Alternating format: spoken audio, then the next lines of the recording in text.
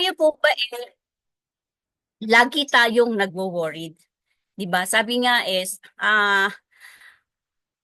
paggising ba natin, naramdaman po ba natin sa buhay natin kung paano tayo, kung paano tayo kinakain ng pag-iisip?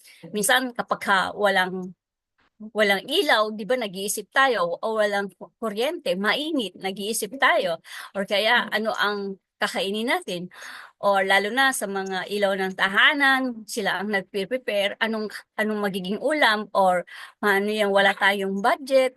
Ang mga basic things, basic needs na nag-aalala tayo, and wala tayong pera, or wala tayong panggastos, or walang trabaho, or may sakit, mga things na nakakapag nagiging hindrance para mapuri natin ang Panginoon. Minsan it creeps into our thoughts, 'di ba? Tapos it weighs down our heart, yung puso natin biglang bumibigat, nadidistract tayo instead of peace, yung peace na nakakalma tayo because of God's promises. Pagka nag-worry tayo, nakakalimutan na natin. Mga kapatid, di ba the scripture reminds us time and time again that worry is not meant to control us. Sometimes, di ba, ang worry is nakokontrol tayo. Ah, ah, without you intentionally, pero yun ang nangyayari. So, isa yung trust natin nawawala. Yung trust natin kay Lord. So when we hold on to worry, we often try to solve problems in our own strength.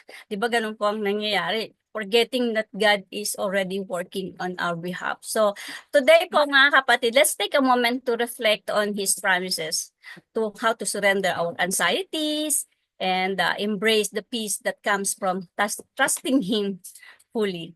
So ang ating pong devotion title for this morning from Pastor Oswald Chamber, entitled Our Careful Unbelief. Yan, our careful unbelief, 'di ba? Careful unbelief refers to the tendency of believers to worry excessively about life's practical concerns rather than fully trusting in God's provision. 'Di ba? Normal lang po itong nangyayari sa atin. Pero sa ating sa buong mundo, sa mga tao, pero ang gustong ipa-emphasize sa atin ng Holy Spirit is tayong mga anak ng Diyos, alam natin ang gagawin natin. We have the power to control worries because God is with us, because the Holy Spirit is working within us. Amen po ba? So, taken from Matthew 6:25, dito po papasalo, iikot ang ating devotional. Sabi nga, do not worry about your life. What you will eat or what you will drink, nor about your body, what you will put on. So in everything, hindi tayo dapat mag-worry. Ingay ng anak ko. Yan po. So to proceed po, sabi dito ni Oswald, Jesus summed up common sense carefulness in the life of a disciple as unbelief. We have received Spirit, tatakpan, of God. He will squeeze right through our lives as if to us, now, where do I come into this relationship? This vacation you have planned, or these new books you want to read, and He always presses the point until we learn to make Him our first consideration. Whenever we put other things first, there is confusion. Yan. So, continue po. Do not worry about your life. Don't take the pressure of your provision upon yourself. It is not only wrong to worry, it is unbelief. Worrying means we do not believe that God can look after the practical details of our lives. And it is never anything but those details that worry us. Have you ever noticed what Jesus said would choke the word he puts in us? It is the devil. No, the cares of this world, according to Matthew 13:22. Diba? It is not only wrong to worry, it is unbelief. And worrying means we do not believe that God can look after the practical details in our lives. Sarap pong pakinggan yun. Ano? So, may promise ni God sa atin. It is always our little worries. We say, I will not trust when I cannot see. And that is where unbelief begins. The only cure for unbelief is obedience to the Spirit. The greatest word of Jesus to His disciple is abandon. Kita rin po natin yun sa First Chronicles 19:21 and also in John 8:1-27. So, di ba meron pong kasabihan noon na to believe, to see is to believe. Pero sa ating pong mga Christian, to believe is to see. If we believe Christ, we see His promises na totoo. Diba po? Diba? So, ang kailangan lang natin is faith. So, wisdom from Oswald. The life of Abraham, ginamit niya dito ang life ni Abraham as an illustration of two things. Of unreserved surrender to God and of God's complete possession of his for his own highest end.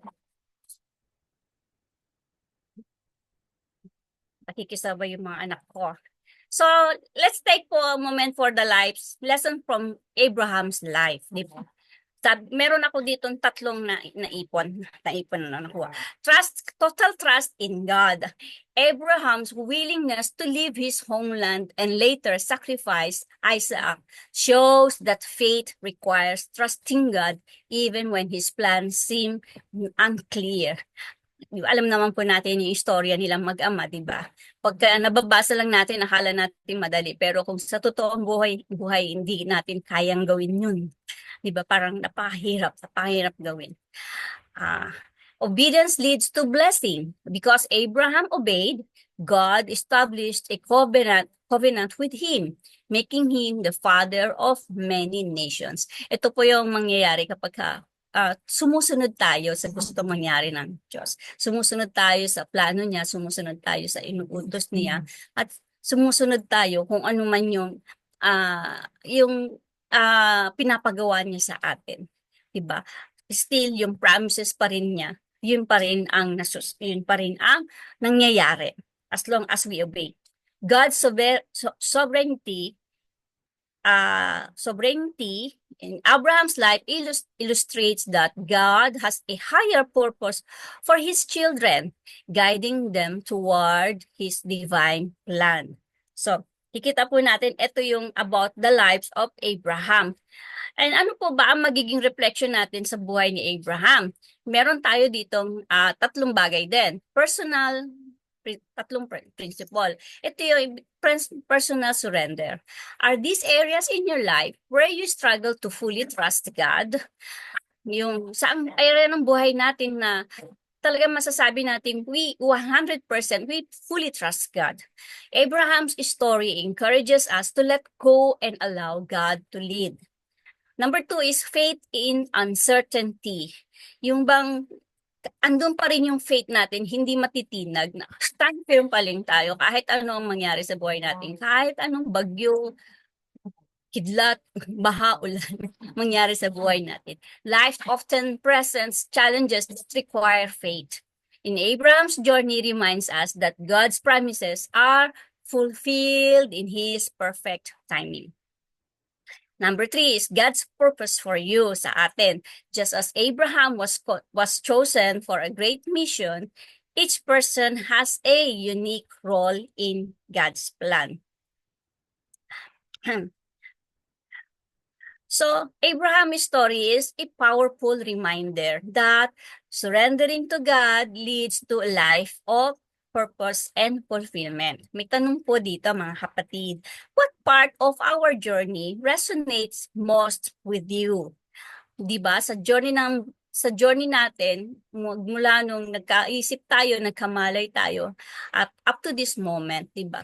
Ano yung naiisip natin na yung meron bang purpose tayo? Ano ba yung purpose na meron tayo ngayon, and yung fulfillment natin ng masasabi natin, God is with us and God's faithfulness is always there, di ba? And napatunayan naman natin na sa buhay natin, as long as we trust God, as long as we believe God, di ba? God is working on our lives. So, punta po tayo, yung title po natin kanina, di ba? Yung title natin, Our Careful Unbelief. Ano po ba ang meaning and reflection natin? Worry as unbelief. Wala, hindi ko mabasa. Yan. Sabi ni Oswald, suggests that when we take burden of provision upon ourselves, worrying about food, clothing, or the future, we demonstrate a lack of faith in God's ability to care for us. So, sabi nga 'di ba kanina, pag nag-worry tayo, hindi lang kasalanan yung kundi nawawalan tayo ng tiwala kay Lord. So, ang nangyayari, nakatutok lang tayo sa sarili natin. So, faith versus caution. While being responsible is important, excessive caution can lead to spiritual stagnation. Imbes na yung maging deeper and deeper pa yung personal relationship natin kay Lord, bigla tayong nai-stop. Alam niyo ba yung sa hagdan? Imbes na nasa gitna na tayo, pataas tayo ng pataas, biglang nasa gitna na lang, na-stop tayo, hindi natin alam kung bababa o, o aakyat tayo. Kasi nga, na haharangan ng pag-iisip, nahaharangan ng pag-aalala.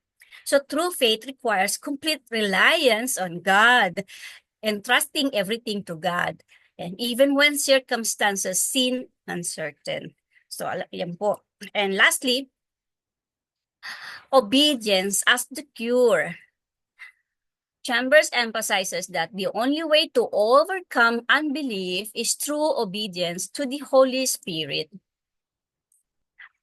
Placing God first in every decision and trusting Him fully. Lagi inuulit at inuulit yan na kailangan maging dependent tayo kay God. Gusto niya, di ba, yung para tayong baby na everything sinasabi natin sa Kanya, everything ni-entrust natin sa Kanya, and everything, alam natin si Lord ang bahala, di ba? Pagka si Lord ang kumilo sa buhay natin, alam nating we are on the right path. So, mga kapatid, this idea challenges us to examine our own faith. Laging pinag-uusapan ng faith natin. Kasi hindi sabi nga, faith without action is dead. So, are we truly trusting God? Or are we allowing worry to take control? Kala natin yung worry, ganun-ganun lang. Pero nakakamatay. Nakakamatay yan. Not just spiritually, pero pati tayo. Pag nag-worry tayo, di ba, na-stress tayo. Yung pa namang stress, walang gamot yan. Tayo din na makakagamot. Naniniwala po ba kayo doon? So kapag ka nag-worry, 1, 2, 3, 4, 5 word lang yung worry. Pero yung worry na yan, pag kinain tayo niyan, wala na, madadamay na lahat-lahat, 'di ba? Nagiging mainitin na tayo, nagiging magagalitin, nagiging pangit dahil nag-iisip tayo, 'di ba? Ayaw natin nung ganon. So, nagiging natatakot na tayo. Tapos lahat na lang negative pinapasok na tayo kasi sa pag-iisip. So, what are your thoughts on this perspective? Sabi nga is ano ba yung sinabi rito na ang sabi nga yung worry not or yung do not worry, ilang beses siya nag-appear sa Bible. It is also an encouragement to trust in God rather than be anxious. Yung worry is mentioned about I think 15 times and anxiety appears about 7 times. So yung sa Matthew 6:25-34 where Jesus tells his followers not to worry about life, food and clothing, emphasizing that God provides for His people. Meron pang sa Philippians 4:6-7, sa Luke 12-22, meron yun din yung mga, it is about also worrying life. So,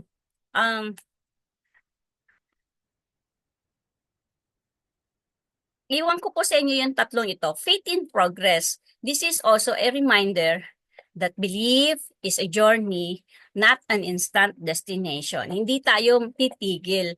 Kahit na sabihin natin, we have Christ as our own personal Savior and Lord, hindi doon titigil yung buhay natin bilang Kristiyano. Kailangan yung journey natin dire-diretso at aalagaan natin yung Christian life natin, spiritual life natin, at alam natin yung mga bagay-bagay na dapat natin gawin. Unang-una na dyan yung trusting God and believing in His promises. Thoughtful surrender. Balancing reason with spiritual openness. Sabi nga, di ba, a balanced life is a healthy life. Kapag meron sa aspeto ng buhay natin na mas lamang, hindi na balance ang buhay natin yon. Pero pag ang spiritual life natin is nangunguna, damay-damay na yung other aspects of our life at napupunta tayo sa magandang journey natin, di ba? Dahil we are guided by the Holy Spirit.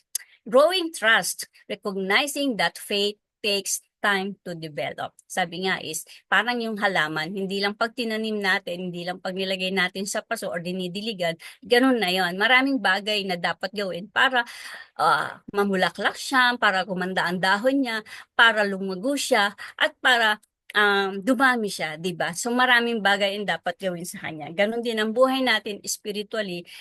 If-feed natin siya through reading the Bibles, the Word of God, meditating, tapos yung especially yung praying pagising sa umaga, pagka inuna natin ang pagpe-pray the whole day of our life, the whole day sa buong araw na yun, nakikita natin kung paano humilir si Lord, kung paano yung puso natin, ramdam natin yung joy, kasi we know that God is with us, the Holy Spirit is working within us, na kahit ano pa ang nangyayari, marami naman tayong mga pinagdadaanan, marami tayong mga nararanasan, mga nararamdaman, pero kung isipin natin, we are so blessed, comparing sa buhay na napapanood natin na maraming nakakalungkot, may mga namamatay, nasusunugan, yung meron yung tinuli lang yung anak, napanood niyo po ba yun? Tinuli lang yung anak, namatay sa ganun lang.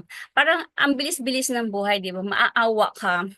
And because they are trusting on themselves, not relying on God's promises. So, a positive way to frame careful unbelief, yung title po natin, these phrases highlight the idea that doubt isn't necessarily negative. It can be a part of journey toward deeper belief and understanding. Hindi nga ibig sabihin careful unbelief, magagawa, may bright side po siya. Depende po yan kung paano natin uunawain at kung paano natin iisipin na ginagamit ito ng Panginoon para mas mag-mold tayo at para mas mag-grow tayo, para mas maintindihan natin kung paano siya kumilos sa ating buhay spiritual. So, iwan ko po sa inyo to. Ang worry nga, sabi nga, pagka nag-worry tayo, wala na. Bakit nga ba kailangan nating mag-worry samantalang we have God? God is our all in all, di ba? Our Savior, our miracle, tawag dito, our healer, our refugee, yung promise keeper, lahat mailalapit natin sa kanya, defender natin, protector natin, 'di ba? Lahat binibigay niya, lahat ha, tapos libre pa 'yon. Why worry? Why worry? So, don't worry about anything. Instead, pray about everything, because with God, all things are possible. In the name of the Father, the Son, the Holy Spirit. Amen. Thank you for letting me share. Ito po ang ating devotion for today, for this morning. I hope merong nag-resonate sa atin at merong nagrema sa atin about worrying. So, to God be the glory. Balik ko na po kay Pastor Rory. Amen and amen. Maraming pong salamat, kapatid na babes, sa oras pong ito, kung saan ay tayo po ay pinangunahan po niya. Sis, taling ikaw muna mag-lead sa prayer Wala blast. po akong Pastor eh. Kasi Wala ano na lang, ikaw muna yung mag-lead. Nandito yung okay, PowerPoint. no problem. Okay, thank you. So meron pa po tayong 12 oras. Siguro po meron tayong mga 10 minutes para magkaroon ng sharing. Alam ko lahat tayo nakaranas tayo ng pag-isip or in worry. Pero paano po ba natin na-beat yun sa buhay natin? Or yung worry ba yun naranasan natin kung paano tayo i-manipulate or kung paano natin manipulate yung worry. Saan po tayo doon? Siguro po may time na maganda po maganda po i-share natin po paano natin nilalabanan yung pag-iisip na tapos sasabihin natin because God is with me. Yun po. Yan. Sige po, Tita Conchita. Okay, salamat sa pagkakataon na ito ang ating topic, worry. Alam ko na nobody is spared of this. Lahat tayo nakaranas dito sa worry na ito. Subalit ako, nung bata-bata pa ako ay may worry na nakakataranta. Hindi mo alam ang gagawin mo. Right? Subalit as time went on, as we age with the Lord, ako nararanasan ko yung napakadami mga worries. Subalit when I entrusted everything to God, I experienced no need to worry. Why worry when you can pray? Yun. Kaya kahit yung mga apo ko, sabi nila, pag-pray mo nga ako. You see how worry can be overcome. You pray. I always pray, and true enough, God is an awesome and amazing God. God really is an amazing God. Why? Because He takes good care of us. And true enough, I am a living witness to that. My experience, especially now that I have dedicated myself to serving Him, yes, Lord, it will always be a yes. It will never be I cannot, but it should always be a yes. But meron akong ganun kay Lord. Stay with me, keep me always. There was a time na paulit-ulit na talagang napakadami kong problema. Subalit, kahit yung aking anak, yung manugang ko, naa-amaze sila. Dahil talagang si Lord, pag nag-respond, immediately and according to your needs. I am not ashamed na ang sabi ko ay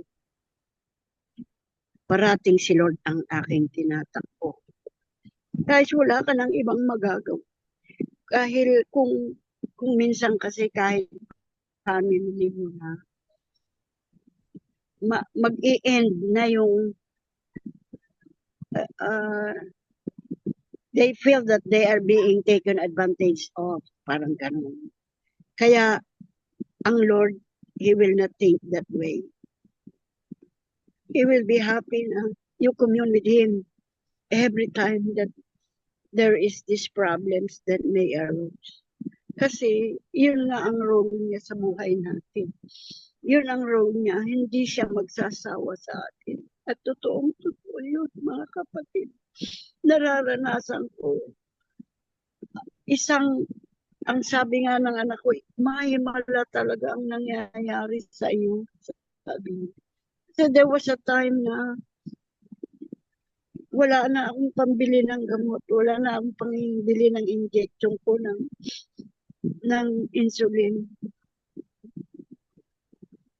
Wala pa akong ginawa kung hindi iluhod ko sa Panginoon. Sabi mo, hindi mo ako papabayaan. At true enough, there are responses that comes. And I am so happy dahil si Lord mag-touch ng heart ng mga tao, yung mga hindi mo inaasahan na tao, ang itatouch niya upang sa ganun ay matulungan. He will always make a way and do enough. Miraculously talaga, miraculously. If we keep entrust everything to Him, keep entrusting everything to Him, He will always respond. He will always respond. And thank you so much. Dahil siya ang ating kanlungan, sabi nga ng awit. Siya ang ating pag-asa. Siya lamang, wala nang iba. Mga kapatid, I am so happy Karanasan about that with these experiences, worrying. we Pero God is, share, we can God share, is, and we can touch the lives of other people. amen po. To be, yes, yung kapitbahay ko, ang sabi niya, ipag-pray mo rin na kami. Sabi niya, Mami Jeep, ipag-pray mo nga rin ako. Okay, sabi ko, yes, we will. Sabi ko, okay, come here, let's pray. Kaya yun, mga kapatid, ay totoong-totoo na nakakatas ng life yung ating ginagawa, yung ating gawin, our Amen. ways. Thank you so much for this. Amen po. Amen. Salamat po. Inspiring. Meron pa po bang gustong mag-share? Meron kahit isa pa po. Opo, Pwede. Sister Babes. Sige po, Tita Lids. Magandang araw po sa ating lahat. Itong worry na to, talagang pinagdaanan ko na talagang dito sa mga ilang days din ako nagdaan sa series of tests na ginawa sa aking body na ito. Kasi yung talagang parang tawag doon, iaano ka na talaga ng worry na ito lalo na pagka nararamdaman mo sa katawan, nawawala yung mo, napunguna yung worry. Hindi ma-overcome. Yun yung kasi mataas po yung BP ko, masakit yung back ko, at the same time, maatake pa yung aking yung sa sikmura. So, ganun po yung pinagdaanan ko. Kaya, praise God naman po. Yung aking heart okay naman po. Daw walang bara. And plus kanina nagpa-check up din ako. Meron pong nakitang, maliit naman daw yung bato to sa kidney ko. Talagang pagkakatiwala mo na lang talaga sa ating Panginoon, sinurrender. Plus the fact na ang isa pang iniisip ko noon, yung aking kapatid na kasabayan kong nagpa-check up sa puso, ang sabi ng doktor, meron daw bara sa kanyang heart. Di kaming mga magkapatid, sa isip ko yung ganyan, talagang nag-worry na rin kami kasi unang-una wala po siyang pamilya, wala po siyang income, wala talaga. Sinusuportahan lang namin yung mga needs niya sa ganyan. Sabi ko, Lord, hindi na namin kaya. We surrender to you. Alam niyo po ba nung time na yon, sabi ko nga, Lord, gusto ko naman, nananalangin po ako ng gusto ko, Lord, may bago akong testimony, hindi pala, ito pala yung binigay sa akin ng pinagdaanan ko ng Kaya nung sinabi ng doktor na need siya na din, na maoperahan, angioplasty ba tawag doon? Angiogram, angioplasty. It costs so, expensive talaga. So, binigyan lang siya ng, plus, may edad na rin kasi. Yung kapatid ko ayaw po. Ayaw din po talaga niya magpaano kasi nga nag-aalala siya doon sa mga gastos na ganun. Pero God is good. Sabi ko, Lord, kayo na sinusurrender na namin. Tapos yun po, magbabasa paano natin nung time na po yun, sabi ko, Lord, nung nangihina talaga ako, talagang baksak yung ano ko, Lord, let the Holy Spirit na siya ang mag-lead na mag-pray para sa akin po, Panginoon. Ginawa naman po ng ating Panginoon.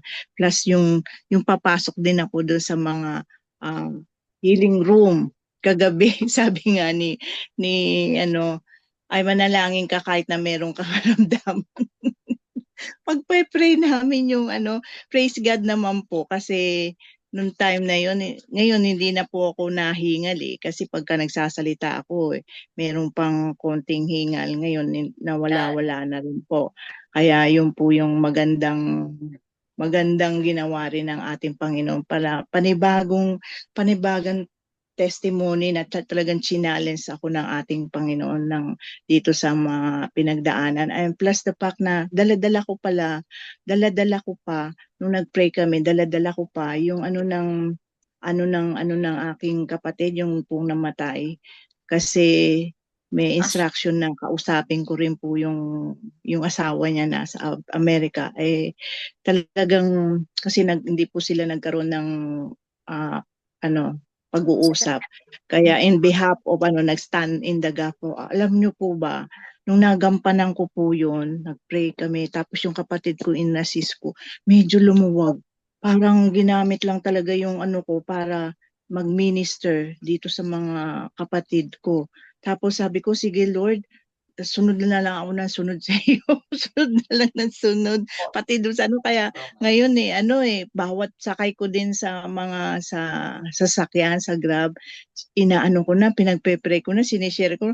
Sabi ko sa susunod dadaling ko na yung tawag doon, yung power card kasi meron akong card na binibigay yung accept Jesus, yung accept the Jesus.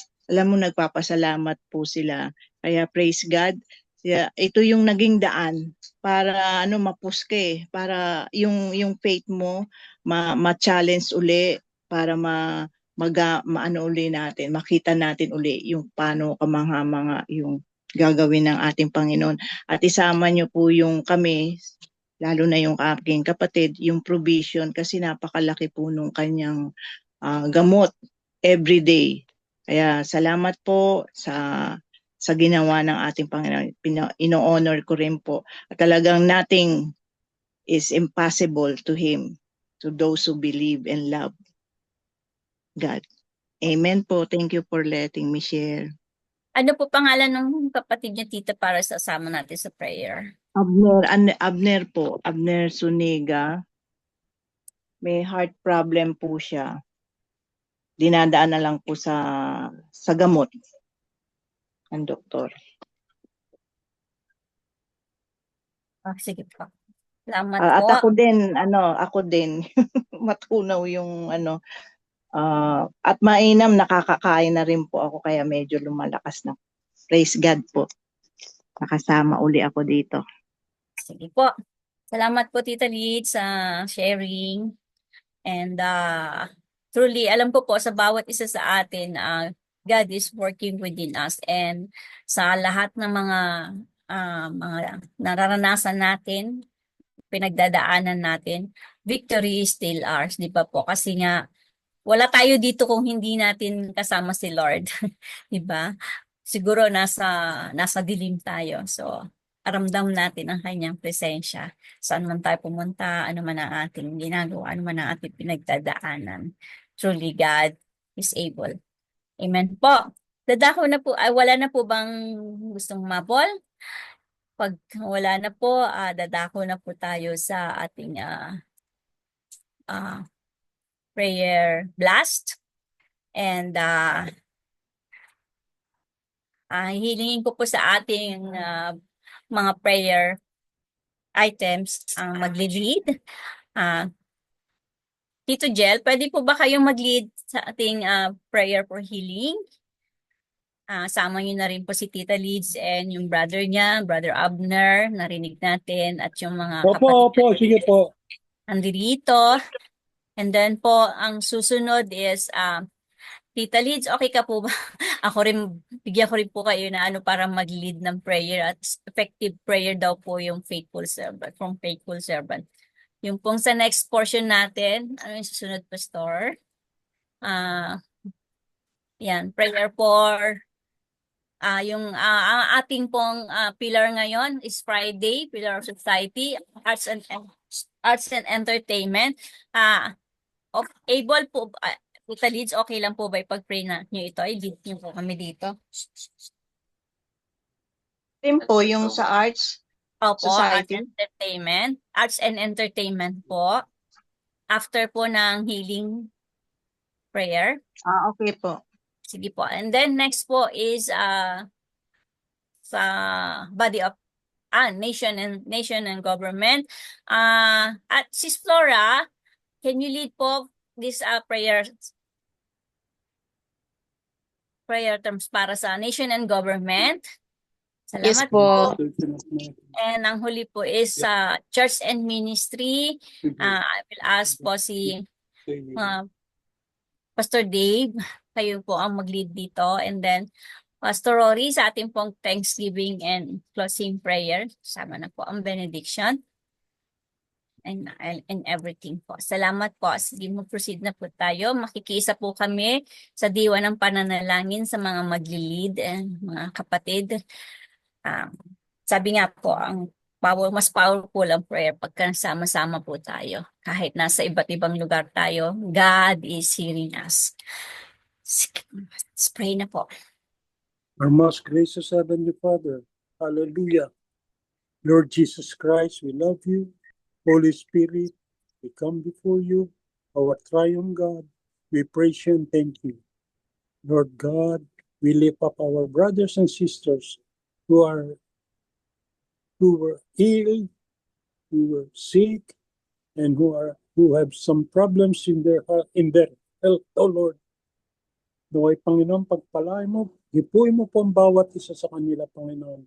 Yung pong may sakit sa cancer, yung may sakit po sa kidney, yung may sakit sa liver, yung po sa mga internal organs na hindi gumagaling, Panginoon. Alam po namin lahat na you can do something on it because you have done it before 2,000 years ago.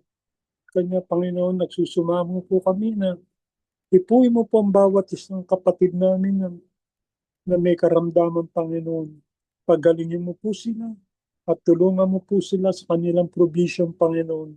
Tulungan mo rin po yung mga doktor, mga nurse, yung mga medical practitioner, yung mga nagtetest sa mga dapat na procedure sa kanila, Panginoon. Pagpalain mo po, bigyan po ng karunungan, Panginoon, ang bawat isa sa kanila. Gayun din po ang provision ng mga may sakit, Panginoon, para sa gamot nila, para sa pag-hospital, at para sa pangangailangan nila pang araw-araw, Panginoon. Yung tulong mo po napaka-importante para sa kanila. Alam po namin na kayo lang po makakapagbigay ng lahat ng ito. As long as we have faith and as long as we believe in you that you will provide everything to us, O Lord. Yung po ang dinadalangin namin, Panginoon. Palain mo po si Sister Lydia, O Lord, nagpapasalamat kami at yung kanyang puso ay hindi po malala, normal po ng Panginoon. Kaya hindi po ang kanyang kapatid, si Brother Abner, Panginoon, kung ano po nararamdaman, pagpalain mo po siya, hipuin mo po ng gusto, at bigyan mo po ng kalakasan ng kanilang mga katawan na lalo na po si Sister Lydia para ipagpatuloy ang kanyang gawain para sa Panginoon, Panginoon. Alam namin na kayong lagi nasa tabi ni Sister Lydia, Panginoon. Huwag niyo po silang pababayaan. Gayun din po ang aming ibang mga kasamahan ngayon dito sa Daybreak na hindi namin alam na may nararamdaman o may feeling uneasiness, Panginoon. Hipuin mo po ang bawat isa sa amin. Hipuin mo aming soul, spirit, and body, Panginoon. Yung tripartite namin, Panginoon. Huwag mo po kaming pababayaan, Panginoon, na lahat ng ito'y dinadalangin namin sa iyo, Panginoon. Ikaw lang ang makakagawa ng paraan na gumaling lahat. Gayun din, Panginoon, nagpapasalamat kami doon sa mga napagaling mo na, Panginoon, na ikaw talaga ay working God. You are the promise keeper. Lahat-lahat po, Panginoon, na ginawa mo para sa kanila, Panginoon. Pasalamat kami. Our Thanksgiving prayer for those who were healed and who recovered, O Lord. Bless each and every one of them, O Lord. We pray this in the name of Jesus Christ, our Lord and Savior and Master. Amen. Amen. Amen, amen. Thank you, Tito Jel. Welcome po. Tita Lids. Sige po, tayo po ay patuloy po tayong manalangin para sa ating pillars of society na arts and entertainment. Oh, hallelujah, Father. Aming Ama, aming Lord Jesus, aming tagapagligtas, our Savior, our Comforter, Holy Spirit, our Protector po, Panginoon. Salamat po, Panginoon. And you are here po, Panginoon. Naririnig niyo po, Panginoon, ang aming mga panalangin ng mga anak niyo po, Panginoon, sa oras na ito. At Lord, yung mga worries na ito po, Panginoon, ay inaalis na namin sa aming puso. At hindi na namin na-entertain ang lahat ng ito po, Panginoon. Wasakin niyo po, Panginoon. At maraming salamat po, Panginoon. Yung victory niyo sa buhay namin ay laging nandyan po, Panginoon. Lagi namin kayong kasama. Salamat po sa bawat journey ng aming buhay ay lagi kayong nandyan po, Panginoon. At Lord, tinataas po namin ang arts and entertainment po, Panginoon, sa Lord, ang daming Lord God, naming nakikita na hindi maganda ang epekto o may mga advantage at disadvantage din po, Panginoon Lord. Especially, Lord God, dito sa mga na ito po, Panginoon, sa mga movie, sa TV po, Panginoon, sa newspaper, sa Facebook, sa Instagram, lahat po, Panginoon, sa mga YouTube na ito ay maraming dumadaan po, Panginoon. At pati na po, Panginoon, Lord God, na ang mga ginagamit niyo, mga na gadget ng aming mga anak na ito po, Panginoon, ay nagiging daan din po, Panginoon. And we come against all the spirit na bawat bukas ng mga ganitong po, Panginoon, Lord, ay pinapapasok namin po, Panginoon. At Lord, sa oras na ito, wasakin niyo po, Panginoon, Lord God. Lalo na ito ng mga ng mga bata po, Panginoon, na po sila, na-entertain sila dahil doon sa mga nakikita nila po, Panginoon, na umuubos sa kanilang oras, umuubos po, Panginoon, sa imbis na sa physical, kung hindi nandun lamang sila nakaupo. Maraming salamat po, Panginoon. At Lord, di po kami papayag po, Panginoon, Lord God, na na mangibabaw po, Panginoon, Lord. Only you, Lord, sa bawat tahanan, sa bawat opisina, sa bawat pamilya, sa bawat lugar na kung saan merong po, Panginoon, ay wasakin niyo po, Panginoon. Especially, Lord, yung mga youth, yung mga bata pa, ng mga children na addict dito po, Panginoon. At gamitin niyo rin po, Panginoon, ng isang way, isang Lord, ang instrument din, lalo na yung arts and po, Panginoon, na media po, Panginoon, na maging daan din to spread your gospel, to spread your love, to spread your Lord God, na yung inyong mga comfort, lalo na doon sa mga tao na po, Panginoon, at marami din ako natutunghayan doon sa mga messages po, Panginoon, doon sa mga ko po, Panginoon, nasusundan ko po, Panginoon, Lord, sa mga online na Lord God, na mga message niyo po, Panginoon. Lord, dagdagan niyo pa, Panginoon, Lord, at para lalo pong marami pang makabasa to comfort, Lord, lalo na po yung malid sila po, Panginoon, sa kaligtasan po, Panginoon. At Lord, ang bawat Lord God, yung mga nasa entertainment, nasa mga sinig po, Panginoon, na meron kayong mga Kristiyano, yung mga anak nyo po, Panginoon, ay gamitin nyo mightily, Lord God, especially sa movie, sa showbiz po, Panginoon, sa arts and entertainment po, Panginoon, gamitin nyo, and we declare salvation will come to them po, Panginoon, Lord. Alam ko po, Panginoon, na meron pa rin kayong may mga panahon po, Panginoon, ang bawat isa sa amin po, Panginoon. At Lord, at tatawagin niyo sila po, Panginoon, at hindi po kayo nagsasawa. At narito kami po, Panginoon, para ipanalangin sila po, Panginoon. We pray and plead for them po, Panginoon, para doon sa mga anak niyo na ito, Lord God. Lalo na po doon sa mga, Lord, na-addict po, Panginoon, na hindi po makawala sa kanilang sarili po, Panginoon. Lord, yung bandage na ito po, Panginoon, pati yung mga nakakulong po, Panginoon, sa mga Lord God, sa mga sugal, sa mga ano na ito po, Panginoon, na isang way din dito nila dinadala, dito nila inaano po, Panginoon,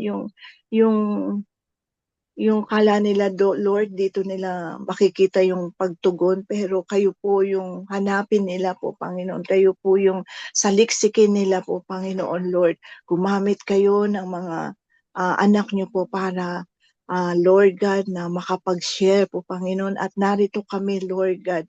At wala po kaming sasayangin po, Panginoon, na panahon upang makarinig din sila ng mga magagandang balita, magagandang Lord, na ginagawa niyo po, Panginoon, sa buhay ng bawat isa. Lord, alam po namin na mahal niyo, Lord God, yung mga anak niyo na ito po, Panginoon.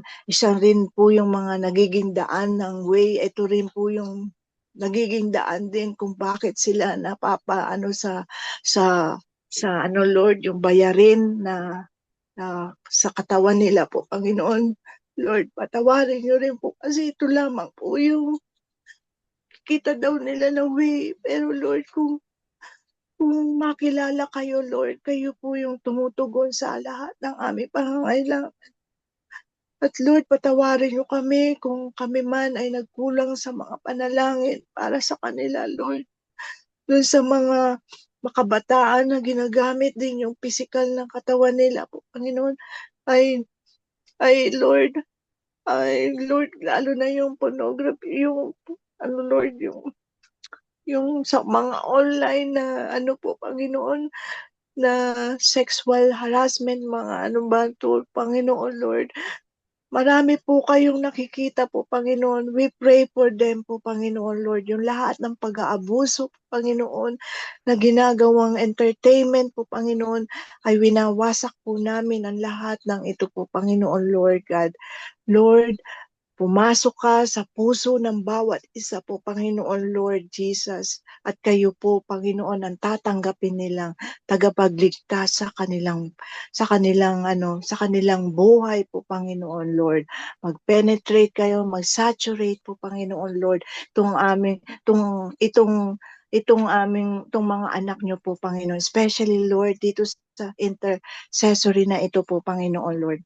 Maraming salamat sa ano, Lord, sa discernment po, Panginoon, at alam po namin gumagawa at kumikilos na kayo po, Panginoon, Lord, noon, ngayon, at magpakailan pa man po, Panginoon. Maraming salamat po, Panginoon, at inaangkin po namin ang katagumpayan, ang inyong glory po, Panginoon, ang siyang mataas po, Panginoon. Amen and amen. Thank you, Tita Liz. Sis Flor. Pastor. Pastor Dave. Sis Flora po, di ba? Yes, ako na po sa Nations and Governments po. Thank you. Ama naming nasa langit, magandang umaga po. At sa Pilipinas po, magandang hapon sa inyo po, God. At maraming salamat po dahil ginising niyo po kami, O God, na malalakas, malulusog, O God. And you put a great desire in our hearts to come into your holy presence once again. again. And we just want to say thank you, Holy Spirit, for being with us this morning. You are our teacher, and you use our leader, Lord God, the lips, oh Lord God, that you have anointed, Lord, to give us your word. And you made it clear to us, Lord God, that we need to worry if we really trust you. And so, Lord, with all the nations and the governments, oh Lord God, in the world, lalo na po sa Israel, Lord God, at ganon din po sa Pilipinas, oh God. Lord, narito po kami, humihingi po kami ng awa mo, ng habag mo, God, na you will restore, Lord God, the peace and joy and the blessings in all the nations, oh God. And according to 2 Chronicles 7, chapter 14, if my people who are called by my name will humble themselves and pray and seek my face and turn from their wicked ways, then I will hear from heaven and I will forgive their sin and will heal their land. And so, Lord, we are here, Lord God, your people, Lord God, gathered together in your holy name. We are here, Lord God, asking nations in their behalf, O God. And Lord, we pray that all of this nation will seek your face. We will all turn from our wicked ways, O God. And thank you that you will hear our prayer from heaven. You will forgive our sins and you will heal, O Lord God, every nations that you have created, especially your chosen people, your chosen land, Lord God, Israel, and our country, the Philippines too, and all the nations of the world, especially, Lord God, yung may mga gera po, Panginoong Diyos, na nawa wala silang ibang tatawagin at paniniwalaan kundi ikaw lamang, Panginoong Hesus, ang nag-iisang tagapagligtas ng buong mundo, O God. For God gave you, O Jesus, your only Son, that whoever believes in you will not perish anymore, but will have eternal life. And so we pray for all the nations of the world that everybody will repent and seek your face, believe in you, Jesus, and they will be saved too. And then, Lord God, you will grant peace to each and every one of us. And so, Lord, we just want to say thank you, oh God, for helping us, oh Lord God, to pray in behalf of the nations of the world. And we know, Lord God, that you are a prayer answering God. Thank you for listening to our prayers, oh God. And let it be, Lord God, that your peace be upon each and every one, each and every nations. Though there may be chaos all around, but we have peace in our hearts because we have you, Jesus, in our hearts. And so we pray, oh God, that be the Lord of all the nations, oh God. And Jesus, may you be the one who will be in full control of all these nations, that the leaders of the world, Lord God, whom you appointed, they will fear you, they will obey you, and they will rule the land according to your wisdom. And may all the people, Lord, will fear you too. They will submit to you. And oh God, thank you in giving each and every one of us the wisdom just to obey you and trust in you. And that you are enough in our life. In Jesus' name we pray. Amen. Amen. Thank you, Sis Flora. Welcome po. Let us pray for our church and ministries and workers. Hallelujah. Our triune God, Father, Son, and Holy Spirit, we come before you with hearts full of gratitude for the calling you have placed upon us, upon our leaders in our churches, upon our ministries. Lord, we thank you for the opportunities to serve you and your people. We ask for your divine wisdom, your unstoppable guidance, and supernatural strength as we carry out the work you have entrusted to us. Lord, we pray that may our ministries be rooted in love, led by your Holy Spirit, and centered on you, Jesus Christ.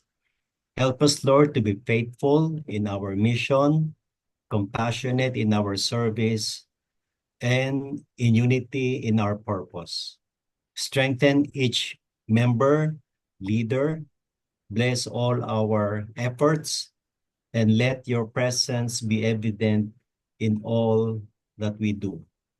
Lord, may the people we touch be transformed, and let their hearts be touched, and your name be always glorified through various ministries that you have placed in our lives. Lord, we pray for special favor and provision and guidance, especially at this time where some are finishing their vacation Bible school, some are starting their uh, kids prayer camp. Lord, we pray that all of your leaders will serve with grateful heart and with faith. Lord, allow us not to allow the spirit of worry or unbelief enter our hearts and our churches.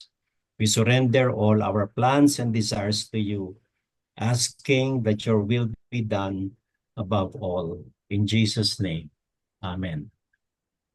Amen. Thank you, Pastor Dave.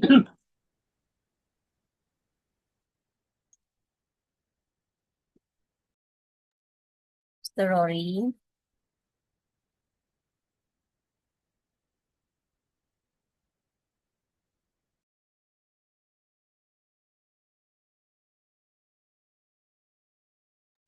Sige po, bago po ako mag-pray, pwede po ba natin pong ipag-pray si Ate Vita May sapagkat ito yung araw ng kanyang pagdiriwang ng kanyang birthday. So everyone, can we ask for mute even though na hindi po natin siya kasama po dito, pero alam po natin by the Spirit we are praying with her and siya rin po kasamang nananalangin para ho sa atin. So let us pray. Hallelujah, Lord God. Thank you sa buhay po na Ate Vita. Patuloy po palahin po siya. Ingatan po Panginoon.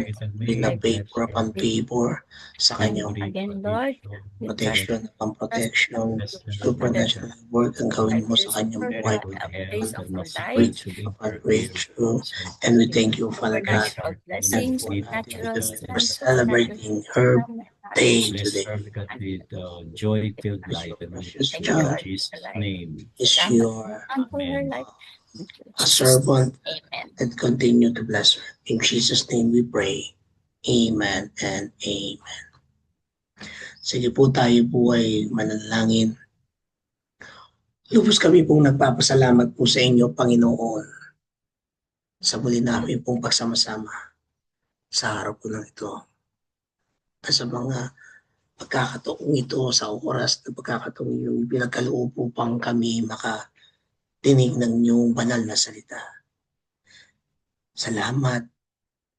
Ano nga ba ang dapat nga naming alalahanin? Dapat ba naming alalahanin ang mga bagay na kailangan namin sa pang-araw? Dapat nga ba naming alalahanin ang aming mga mahal sa buhay? Dapat ba naming alalahanin ang problema, mga pagsubok, mga pag-uusig, mga panunuya, mga panunukso? Kung minsan ito yung sinusuksok sa amin, pero salamat. Sapagkat ikaw yung aming Diyos na kasagutan. Ikaw yung Diyos na nagbibigay sa amin ng katugunan. Ikaw yung Diyos na nagbibigay sa amin ng tunay na pagmamahal, pag-asa, kapayapaan, katiyagaan. Ikaw ang Diyos ng tunay na nagmamahal sa amin. Na sa gitna man ng anumang sitwasyon sa aming buhay, sa kalusugan man, ika'y nandiyan. sa kawalan. Hindi nga namin dapat alalahanin ng kawalan sapagkat ikaw yung aming kailangan at ikaw yung nagbibigay sa aming mga pang-araw-araw na kailangan sa buhay. Kasi ikaw ang Diyos na buhay. Ikaw yung aming Ama. Kaya salamat sa araw na to na muli ninyo kaming pinalahanan na huwag naming alalahanin ang anumang bagay sa mundong ito. Sapagkat may Kristo kami na aming sinasampalatayanan na nagmahal sa amin at aming minamahal. Salamat sa buhay ng bawat isa na naririto. Salamat sa buhay ni kapatid na Brenda, Sister Pibs. Patuloy mo siyang bigyan ng kalakasan, karunungan at pagpalain mo, O Diyos. At patuloy na bigyan mo siya ng malakas na pangangatuhan. At sa bawat kailangan niya, Panginoon, ay inyong ipagkakaloob. Salamat po, Panginoon, sa walang hanggang sawang pagmamahal na lagi mong ipinapatapas na kahit na ang gawin ng mundong ito ay hindi kami mayayanig. Hindi kami magagapi. Hindi kami matatalo sapagkat ang Diyos namin ay Diyos ng tagumpay. Pagpalain po ninyo ang bawat gagawin po namin sa aming mga pagpasok, sa mga nagtatrabaho, sa mga nanatili sa tahanan, sa ministeryong iyong inatap. Amang aming dalangin, ang inyong katagumpayan, ang inyong pagmumuna, ang lagi naming inaasam. Sapagkat ikaw lang ang pagkutangin namin kailangan. Ang pangalan mo, ang presensya mo, ang pagmamahal mo, at ang pagkilos ng iyong banal na Espiritu Santo. Amen at amen. Tanggapin po natin ng pagpapala ng Diyos Ama, Anak, at Espiritu Santo. At ang kanyang salita na siya magbibigay sa atin ng isang kasiguruhan, kaganapan na matatanggap natin ito ngayon at kailanman.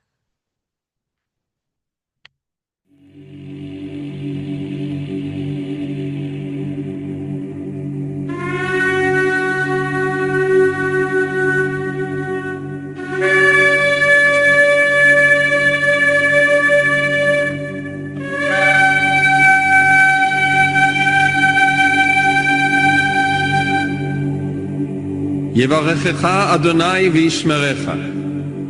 יאר אדוני פניו אליך ויחונקה. יישא אדוני פניו אליך וישם לך שלום.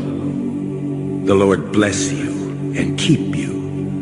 The Lord make his face shine upon you and be gracious to you. The Lord lift up his countenance upon you and give you peace.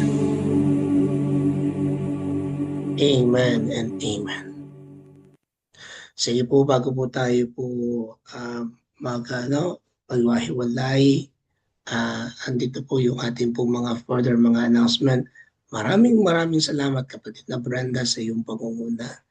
Patuloy ng Diyos ang siya magpala sa iyong buhay. Ito po, bukas si kapatid na Brother Akim ang mangunguna po sa atin. And on Sunday, si Ate Ruth o Sister Ruth. And then on 26, si Pastor Edric.